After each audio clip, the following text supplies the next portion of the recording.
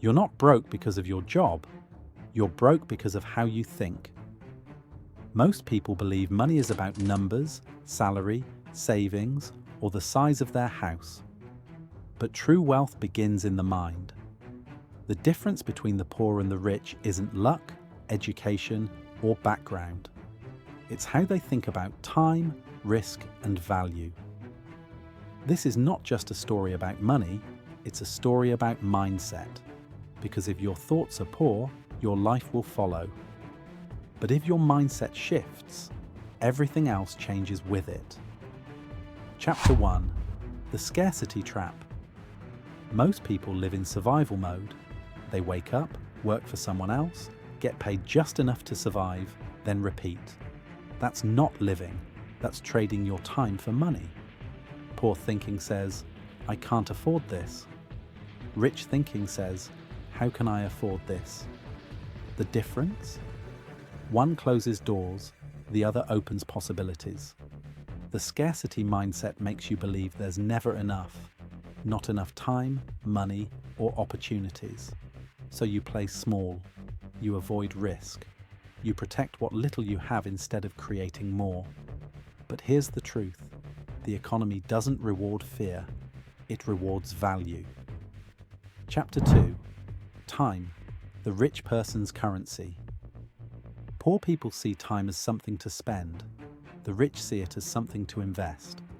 If you work 8 hours a day to earn a paycheck, your income stops when you stop working. But the rich use time to build systems, products, or investments that make money even while they sleep. Time is the one thing everyone has equally, but not everyone uses equally. The rich buy freedom with time. The poor sell freedom for comfort. The average person asks, how can I make more money? The wealthy ask, how can I make my money work for me? Chapter 3. The Risk Equation. Most people fear risk because they fear loss. They've been taught from childhood to stay safe, to find a stable job, save a little, and never step too far outside the line. But the rich understand that risk isn't the enemy, it's the price of opportunity. When you think poor, you avoid risk. You play it safe, keep your savings locked in a low-interest account, and wait for the right time. But here's the truth. There is no perfect moment. Waiting too long is the most dangerous risk of all. The wealthy don't see failure as defeat, they see it as data. Each setback teaches them how to move smarter next time.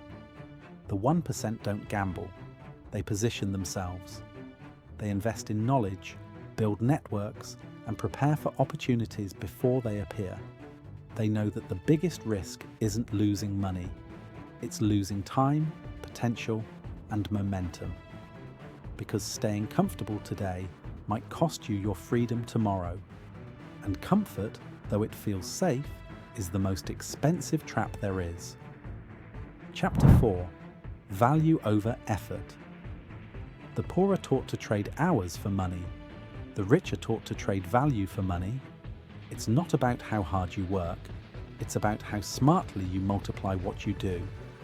That's why rich people focus on leverage, media, technology, teams, and capital.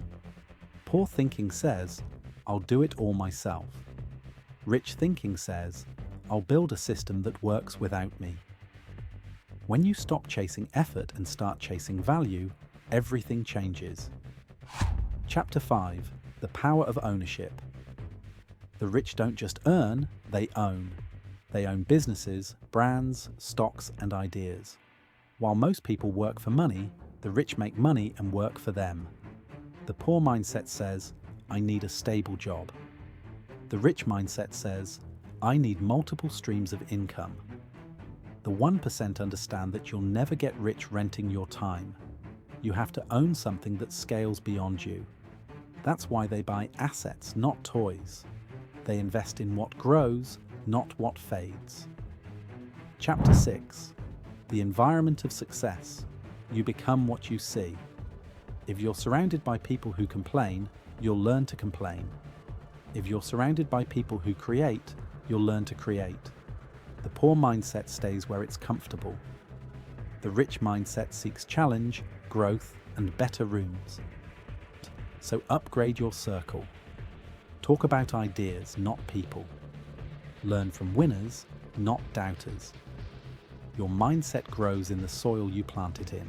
Chapter 7. Escaping the scarcity cycle. Breaking free starts with awareness.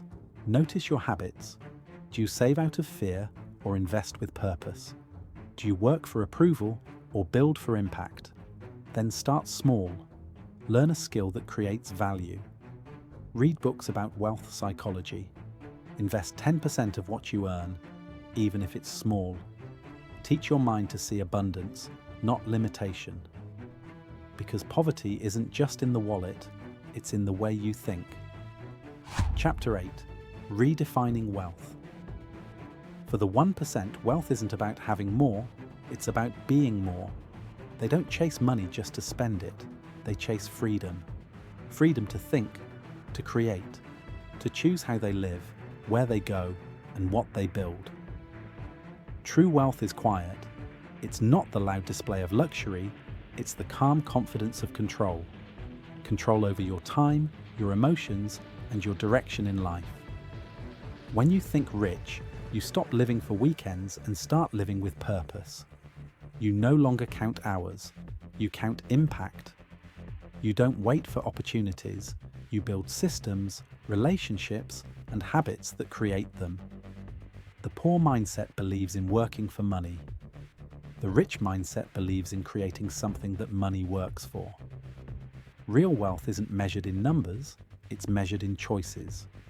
The ability to say no, to walk away from what doesn't serve you, to wake up and decide what your day and your life will look like. The difference between rich and poor isn't privilege, it's perspective. Because the moment you start thinking in terms of freedom instead of fear, you've already joined the 1%. Conclusion. Think rich, live rich. Every fortune begins in silence, in the quiet moment when a person decides they want more from life. Not just more money, but more meaning, more growth, more control over their destiny. It starts with a single thought, a shift from fear to faith, from scarcity to abundance. The poor mindset says, I can't. The rich mindset asks, how can I? You don't need to be born rich to think rich. You just need to reprogram how you see the world, to stop seeing limits and start seeing leverage. Because the mind creates the life it believes in. If you believe you're stuck, you'll stay stuck. But if you believe you can grow, every failure becomes a lesson. Every risk becomes a step forward. The 1% all have one thing in common. They decided. They decided to see opportunities where others saw obstacles. They stopped chasing approval and started building legacy. And so can you. Because wealth doesn't start in your wallet, it starts in your mind. And once your mindset changes, your entire world will follow. If this video inspired you to see money differently, don't keep it to yourself. Share it with someone who's ready to change their mindset. And if you want more stories about success, psychology, and human growth, hit that like button, subscribe, and join the community of thinkers who refuse to stay average. Because wealth doesn't start in your wallet, it starts in your mind.